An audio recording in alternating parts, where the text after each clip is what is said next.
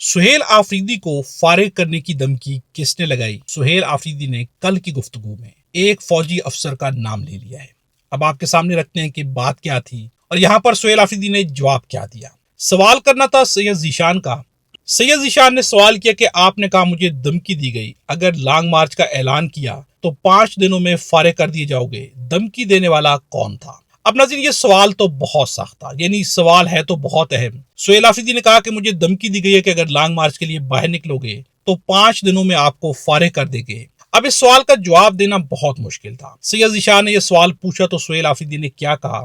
اب یہاں پر سہیل آفریدی کی ہمت کو داد دینا پڑے گی کہ سہیل آفریدی نے یہاں پر اس بات کو ٹالنے کی کوشش نہیں کی۔ یہاں پر انہوں نے یہ بھی نہیں کہا کہ وہ کون تھا میں فی الحال نہیں بتا سکتا، یہ بتانا مناسب نہیں ہوگا، بلکہ فوراً سے سہیل آفریدی کے منہ سے کیا نکلا، وہ سیکٹر کمانڈر تھے۔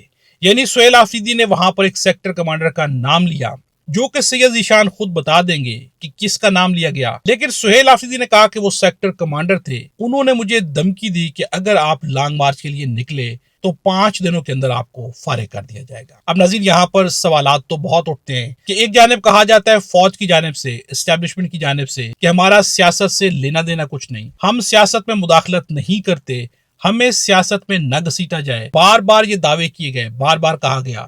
اور دوسری جانب جب لانگ مارچ کا ارادہ کیا جاتا ہے تو سیکٹر کمانڈر کال کر کے سہیل آفریدی سے کہتے ہیں کہ اگر آپ نے لانگ مارچ کا آغاز کیا تو 5 دنوں میں آپ کو فارغ کر دیا جائے گا۔ کیا فارغ کرنا عدالت کا کام ہے یا فارغ کرنا فوج کا کام ہے؟ اگر ایک سی ایم کو فوج فارغ کرائے گی تو کیا فوج سیاست میں مداخلت کر رہی ہے یا نہیں کر رہی؟ اب سوشل میڈیا پر یہی تنقید کی جا رہی ہے کہ فوج نے بڑے بڑے دعوے کیے، لیکن یہاں پر سہیل آفریدی نے سارا بانڈا بیچ چوراہے میں پھوڑ دیا ہے کہ آخر کس طرح سے فوج سیاست میں نہ صرف مداخلت کرتی ہے بلکہ اپنی من مانی کے فیصلے عدالتوں سے بھی لیتی ہے۔ اب یہاں پر سہیل آفریدی نے ہمت کر کے نام تو لے لیا ہے، لیکن اب یہاں پر جو فوج کا کردار سامنے آ رہا ہے اس پر شدید تنقید ہو رہی ہے۔ آپ بھی کمنٹس میں اپنی رائے کا اظہار ضرور کیجیے گا۔ ویڈیو اچھی لگے تو لائک بھی ضرور کیجیے گا۔